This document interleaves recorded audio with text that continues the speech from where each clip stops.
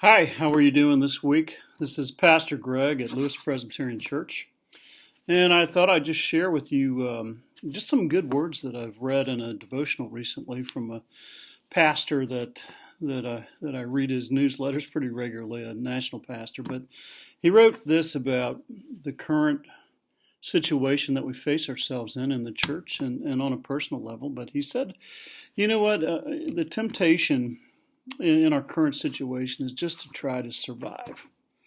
Just hold on to what you've got. Just you know, tighten the doors and save what you need, and just hang on. And his point was this: he said, when life is hard, when the world is hard, he said we need to do more than just survive, but we need to thrive. And I thought that was a good word. That, for some reason, that just really struck me the right way, and it was a word that I needed to hear just at this moment. And a Bible verse that I want to share with you is one that you know. It's this Joshua 1:9. Have I not commanded you? Be strong and courageous. Do not be terrified. Do not be discouraged, for the Lord your God is with you wherever you go.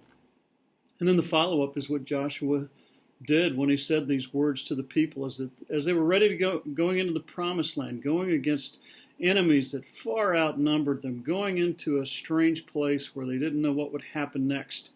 And here's what Joshua did. He said, so Joshua ordered the officers of the people, go through the camp and tell the people, get your provisions ready. 3 days from now, we're crossing the Jordan here to go in and take possession of the land that the Lord your God is giving you for your own.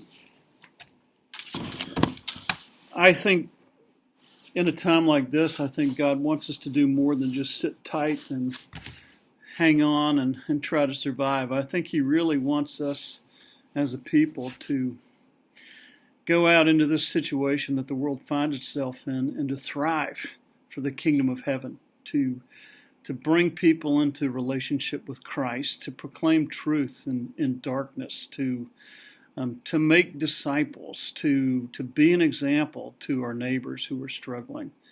And so I want to encourage you. It's so easy just to get down and to want to just give up and just wait till it all blows over. But I think the Lord has better plans for us. I think He wants us to make a difference. I think it's in circumstances just like this where we're able to make a difference like we wouldn't have in other days. I remember hearing a pastor in the Chinese church, and he said the strangest thing. He says, actually, we love persecution. I said, what? And his reason for loving persecution is that it was a growth engine for the church. It forced people to think seriously about, do you really believe this? Are you serious about this? And it spurred the church on in China, and still does today. The church in Iran that is struggling with persecution, the church has never grown in Iran until they had this kind of persecution. And so I'm not saying that we're headed into persecution. We may be.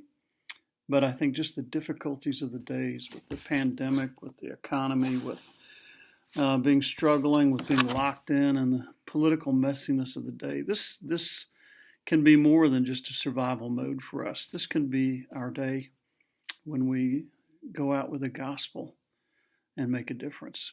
And it won't be a program with the church. It'll be individual Christians going out and talking about Jesus. I hope you'll do that. I hope that God will work in your heart to go out, even in the messiness of the hour, to make a difference for Him and to thrive and not just survive.